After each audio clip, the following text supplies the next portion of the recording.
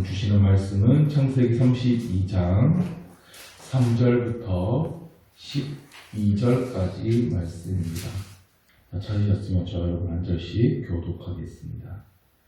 하나님이 세일 땅 에돔 들에 있는 형 에서에게로 자기보다 앞서 사자들을 보내며 그들에게 명령하여 이르되 너희는 에서에게 같이 말하라. 주의 종 야곱이 같이 말하기를 내가 라반과 함께 너희가 지금까지 너희를 못 살았으며 내게 소와 나귀와 양떼와 노비가 있으므로 사람을 보내어 내 주께 알리고 내 주께 은혜 받기를 원하나이다 하라 하였더니 사람들이 야곱에게 돌아가되 우리가 주의 종 에서에게 들은즉 그가 사람의 눈을 주는 명령을 만나고 야곱이 심히 두렵고 답답하여 자기와 함께한 동행자와 양과 소와 낙타를 두 떼로 나누고 이르되 서가서 펼치는 땅 하나님을 되어가고 야곱이 또 이르되 내 조부 아브라함의 하나님 내 아버지 이삭의 하나님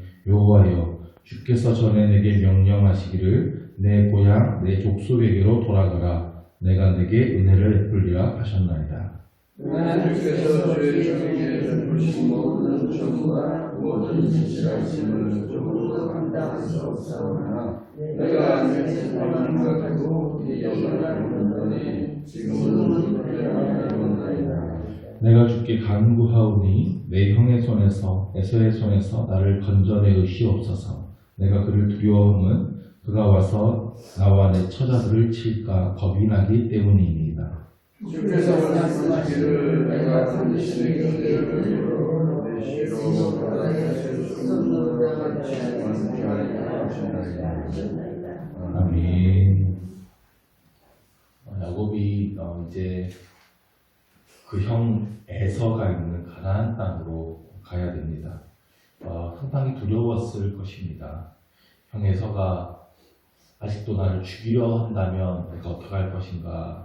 이제 나뿐만 아니라 내 아내도 있고 자식들도 있는데 몰살 당하면 어떡하나 심히 두려웠을 거예요. 라반을 피해서 도망갈 때는 굉장히 빠른 걸음으로 그가 도망갔지만 이제 에서를 향해서 가는 발걸음은 매우 느리고 신중해졌습니다. 야곱은 에서의 마음을 그래서 먼저 좀 떠보려고 합니다. 그래서 자기보다 앞서 사자들을 보내죠. 4절 말씀에 그들에게 명령하여 이르되 너희는 내 주 에서에게 이같이 말하라. 주의 종 야곱이 이같이 말하기를 내가 라반과 함께 거류하며 지금까지 머물러 있었으며 먼저 에서를 내 주라고 불러요. 그리고 자신은 주의 종이라고 낮춥니다. 에서가 두려워서 내 주라고 부르고 자신을 종이라고 낮춘 것일 수도 있지만 이제 그만큼 야곱이 이제 많이 낮아진 거예요. 옛날에는 어떻게든 형의 발목을 잡아서 형의 것을 빼앗아 오려고 했던 사람, 내가 장자가 되어보겠다고 했던 사람은 야곱 아닙니까? 그런데 이제는 형이 내 주인이고 나는 당신의 종입니다 라고 자신을 낮출 수 있을 만큼 그렇게 야곱의 마음이 많이 낮아진 겁니다. 내가 라반과 함께 거류하며 지금까지 머물러 있었다고 말합니다. 제가 이전에 형의 축복을 가로채려고 해서 그래서 도망가지 않았습니까? 굳이 이전에 안 좋았던 이야기는 꺼내지 않고요.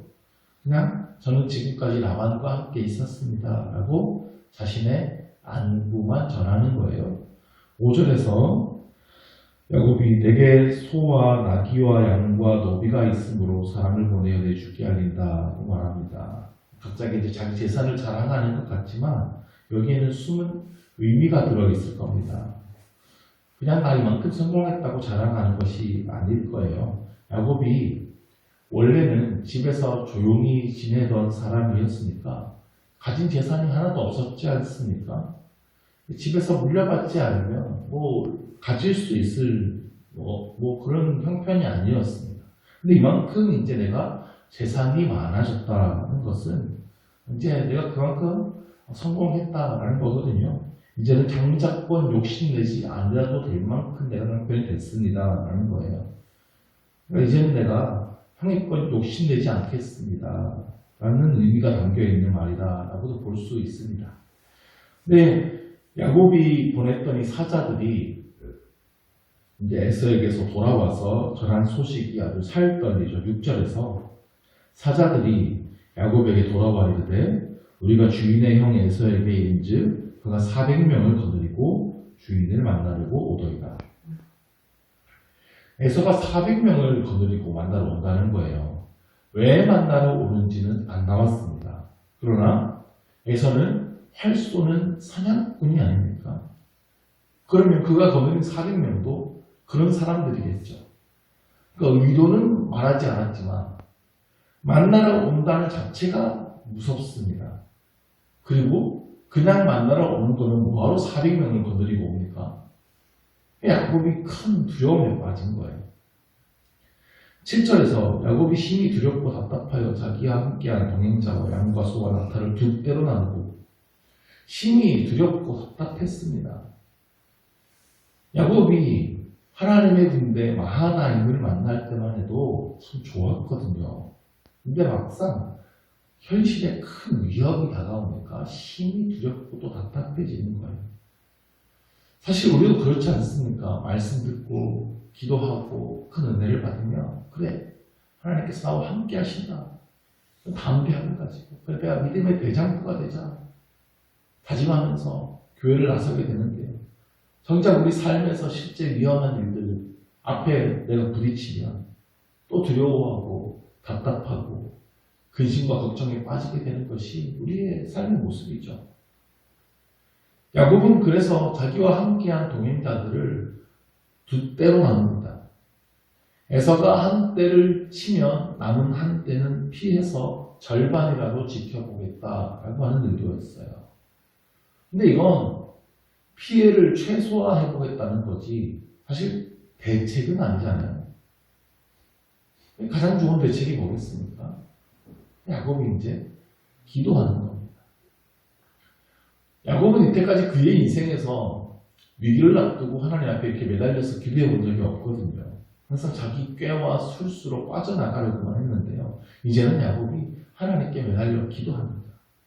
야곱의 믿음이 그만큼 성장을 했다는 것이죠. 그 기도의 내용이 9절에서 12절까지의 말씀입니다. 야곱이 베델에서 하나님을 처음 만나고 기도했을 때는 그가 조건부 기도를 했었습니다. 하나님 이렇게 내가 해주시면 내가 이렇게 하겠습니다. 근데 오늘 본문에서는 야곱이 아주 훌륭한 기도를 합니다. 아직 야곱이 믿음이 부족하지만 이 절박한 상황 속에서 꼭 야곱이 해야 되는 본받을 만한 아주 좋은 기도를 합니다. 야곱이 가장 먼저 하나님을 부릅니다. 내 조부 아브라함의 하나님, 내 아버지 이삭의 하나님 여호와여. 아브라함의 하나님, 이삭의 하나님 여호와여. 하나님의 이름을 3번 부르죠. 아브라함과 이삭을 택하시고 그와 언약하시고 지키신 하나님 여호와, 전능하신 하나님, 그 절박한 심정을 담아서 하나님의 이름을 정확히 부릅니다. 주께서 저는 내게 명하시기를 내 고향 내 족속에게 돌아가라. 내가 내게 은혜를 베풀리라 하셨나이다. 가장 좋은 기도는요, 하나님의 약속의 말씀을 붙드는 기도예요. 하나님께서 하시지 못하는 일이 있는데 그건 약속을 어기는 일입니다. 하나님 지난번에 이렇게 나에게 약속하시지 않으셨습니까? 하나님 나에게 그렇게 말씀하셨습니다. 그 위기 상황 속에서 그 하나님께서 약속하신 말씀을 붙들고 기도합니다. 하나님 저에게 제 고향으로 돌아가라고 하시지 않았습니까? 저 다른 곳에 가서 살 수도 있어요. 근데 하나님의 말씀을 순종해서 지금 고향으로 가려고 하는 겁니다. 저에게 은혜를 베풀겠다고 약속하셨잖아요. 이 기도가 진실하게 전달되려면 하나님의 약속을 붙들고 순종하는 그 삶이 뒷받침되어야 되겠죠. 하나님의 말씀에 순종해서 걸어간다고 해서 항상 꽃길만 걷게 되는 것 아닙니다. 가시밭길도 나오고 사망의 음침한 골짜기도 나올 수 있습니다. 그때 우리는 하나님의 약속을 붙들고 기도해야 됩니다. 하나님, 저는 지금 하나님의 약속을 붙들고 살아가고 있습니다. 은혜를 베푼다고 하시지 않았습니까? 그 약속의 말씀처럼 나에게 지금 그 은혜를 베풀어 주옵소서. 이 사망의 길에서 벗어나게 해 주옵소서. 기도하는 거죠. 10절입니다. 나는 주께서 주의 종에게 베푸신 모든 은총과 모든 진실하심은 조금도 감당할 수 없사오나 내가 내 지팡이만 가지고 요단을 건넜더니 지금 두째나 이루었나이다. 야곱은 이제 주님께서 베풀어 주신 한없는 은혜를 기억합니다. 야곱의 그 겸손해진 태도가 여기서 드러나는 건데요. 주께서 종에게 베푸신 모든 은총과 모든 진실하심을 조금도 감당할 수 없다고 고백하죠. 나는 이러한 은혜를 받을 자격이 없는 사람이라는 거예요. 하나님께서 나에게 그동안 베풀어 주신 모든 은총과 진실하심을 나는 조금도 감당할 자격이 없는 사람이라는 걸 깨달았어요. 우리 잘 부르는 복음성가의 가사처럼 내 삶에 당연한 것 하나도 없었던 것을 모든 것이 은혜였어. 내가 누려왔던 모든 것들이 다 내가 한 것이고 내가 능력이 있어서 된 것이 아니라 하나님께서 다 나에게 베풀어 주신 것이다 라는 것을 깨닫는 겁니다.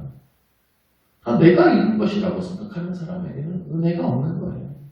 자기 힘만을 의지해서 살아가는 사람이기 때문에 나는 한 것이 없고 오직 하나님의 은혜라고 하는 것, 주께서 내게 베풀어 주신 것들은 내가 조금도 감당할 수가 없는 것이라는 겸손히 고백하는 사람에게 하나님의 크신 은혜가 찾아오는 것입니다. 그에게는 어떠한 문제가 닥쳐와도 걱정할 것이 없어. 또 하나님의 은혜를 구하면 되기 때문에. 야곱은 그의 험난한 인생 가운데 이것을 깨달은 거예요. 그의 고백처럼 지팡이 하나 가지고 요단강을 건넜지만 오직 하나님의 은혜로 지금 내가 둘째나 이렇게 되었습니다.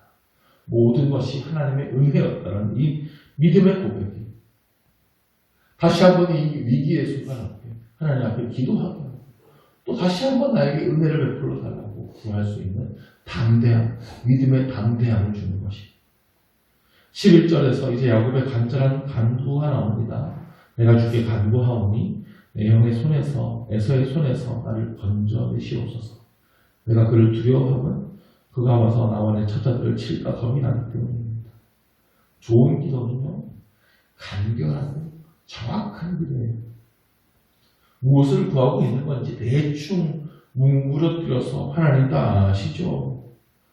알아서 해주시겠지 하는 마음으로 그냥 하나님 잘 되게 해주세요. 이렇게 하지 않습니다.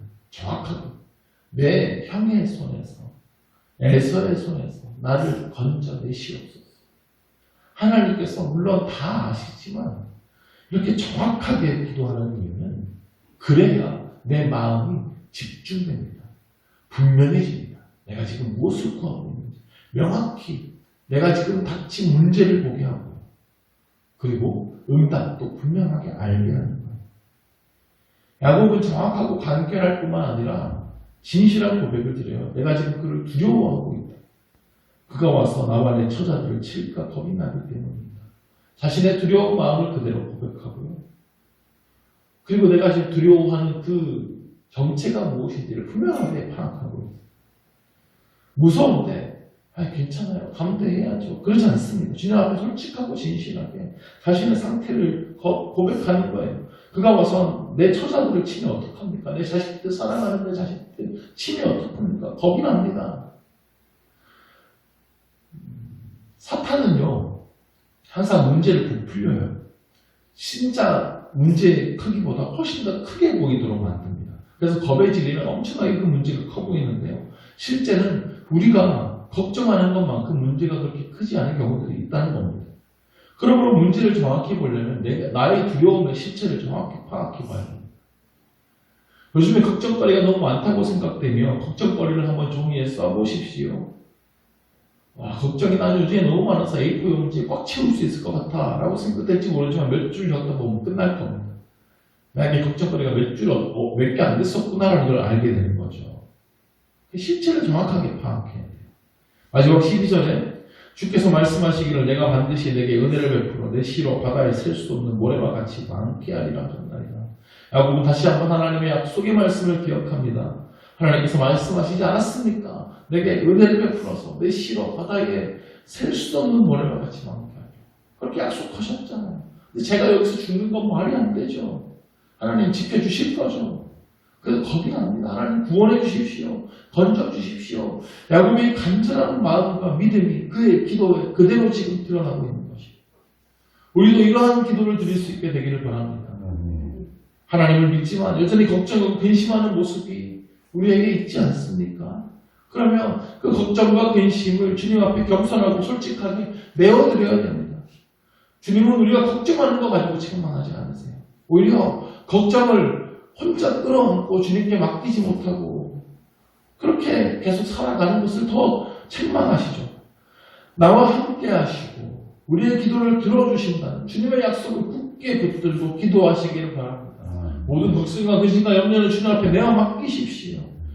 이제까지 베풀어 주신 하나님의 풍성한 은혜를 기억하시고 나의 문제를 정확하게 파악하고 담대히 기도하시기를 바랍니다. 하나님 반드시 응답하여 주실 것입니다. 기도하겠습니다. 하나님 아버지, 우리의 인생 길 가운데 나를 답답하게 하고 두렵게 하는 상황들이 파도처럼 끝없이 찾아올 때가 많습니다. 주님을 믿고 의지한다고 하지만 그 문제들 때문에 두려워 어찌할 바를 몰라서 답답해할 때도 많습니다. 그러나 우리에게는 주님의 계심을 다시 믿음으로 바라봅니다. 우리와 함께 하시겠다, 우리의 기도를 들어주시겠다 약속하신 하나님, 그 약속의 말씀을 붙잡고 기도합니다. 주님, 오늘도 응답하여 주시옵소서. 우리를 건져 주시옵소서. 몸집을 부풀리고 우리를 겁박하던 사탄은 떠나가게 하시고 그 크신 주님 앞에 모든 문제는 아무것도 아닌 것이 되게 하여 주시옵소서. 이 믿음으로 살아가게 하여 주시고 이 믿음으로 오늘도 담대히 기도하게 하여 주옵소서. 예수 그리스도의 이름으로 기도드립니다. 아멘.